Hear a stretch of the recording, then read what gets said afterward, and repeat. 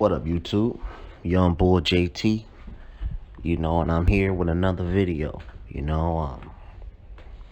I just been doing some thinking, thinking about these fights coming up. You know, as far as Canelo and Khan, you know, I kind of want to recant some of my statements I made previously on the fight because I'm starting to you know warm up to the fight. You know, accept it for what it is and understand that this fight isn't as bad as initially I thought. You know, because at the end of the day, Canelo has been beaten before.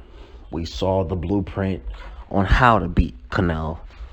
Not to say that Khan can do that, but some of the attributes, that Khan brings to the table, we've seen that Canelo struggles with, man. Fact of the matter is, no matter what people say, after that Laura fight, which I thought he lost, people were calling for Canelo to leave his trainer because the thing is this, man, he can't cut the ring off, man. I mean, that's just what it is. He's not good at cutting the ring off. He looked like he improved a bit. Well, I'm not gonna say that. I'm gonna say he did a little bit better job against Miguel Cotto, but at the end of the day, Cotto's 35 years old, man. He's not as fleet of foot as a Amir Khan, Canelo struggles with cutting off the ring, man. And this fight is either gonna go one or two ways. It's either gonna be an explosive knockout, you know, or it's gonna be a real dull fight because we know that Khan's gonna try to stay on the outside, stay away, stay off the ropes. He's not gonna want to exchange with Canelo, so it can go one or two ways, man. I'm kind of leaning towards the latter, whereas Khan stays away from Canelo and peppers him, and he has the opportunity to make Canelo look bad. Okay, I don't think he has a chance at winning the fight because we saw that already. We've seen what Laura has done, and he still failed to get a decision against the fucking guy. So it's him getting a decision is pretty much out of the question. I mean, this guy has some of the most wide and most unbelievable scorecards in boxing, and that's why I'm so confused as to why Golovkin, a lot of his, dick sucking fans, they insist on Golovkin fighting this guy in Texas. I mean, to me, that's a very, very big mistake, I mean, the guy even got a draw against Money Mayweather, man. I mean, when he clearly lost damn near every round. Look at the scorecards with Trout. Open scoring. WBC. It's just, this guy's, I used to be real high on Canelo, man. I mean, it looks like he's taking some, some steps back. He's become more diva-ish, that's for sure, because, he wasn't acting this way, prior to fighting Lara. It seems like after he fought Lara, this is the new Canelo. He's, he's starting to be, a businessman pretty much, which is a smart thing to do, but at the end of the day, this goes against what the guy said he was gonna do. It goes against the stuff his promoter said he was gonna be about. So I think this fight is gonna be a little bit, I don't think Khan's just gonna go in there and get blasted out. The fact of the matter is the guy's chin has looked better since moving up from 140. You can say what you want, man, but those who've been in the ring before, man, if you getting in the ring with a guy,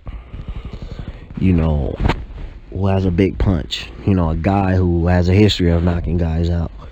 You know, it's a little bit different, man. It's different. Um, it's you kind of know what's coming. You know that this guy has a possibility of knocking you out at any time. You know that this guy punches hard. You know, see, when you take a guy like Triple G, for example, people know that this guy has devastating punching power and he's knocking everybody out. He has 20 something knockouts in a row. So people know that. That's in the back of their mind. So what I'm trying to get at is, when you know a guy's a big hitter, you kind of are braced for the punch. You're braced for the impact. What makes Triple G extraordinary is people know that this is coming and he's still knocking people the fuck out. As for Canelo, his power could be a tad bit overrated, man. It could be a tad bit overrated, man. I mean, people went the distance with him before. Trout went the distance with him. And Gulo, I mean, he got stopped in the 10th round, but that very well could have went on. Lara, not to say that those guys are Amir Khan, but at the end of the day, Amir Khan is a world-class fighter, okay? He's world-class. He's not Josecito Lopez. He's not Matthew Hatton or Cotto's little brother, or not. He's not that. He's world-class, man. So, you just can't count a world-class, regardless of the weight, you just can't count a world-class guy out, And it could be true. The guy could be stronger at the weight. He could take a better punch. He could be more durable. Those things can be true, but it remains to be seen. I wouldn't put my money on Khan, but I'm just saying that this is a better fight than people are, making it seem. And, yeah, that's pretty much all I got on it, man. So we'll just see how it plays out. I still got Canelo winning. I don't think Khan has a chance at winning, but if he goes the distance, and he wins a series of rounds, or 4 or 5 rounds, you won't hear the end of it, man. You'll hear interviews of, I went the distance with Canelo, he never hurt me, yada yada yada yada yada yada yada. So Khan knows he's not gonna win, okay? Or there's a possibility that he wins 4 or 5 rounds and this is a split decision. Those things can happen, man. This is a world-class fight, man. So we'll just see what it is, man. That's all I got, man. It's the young god JT. I'm out.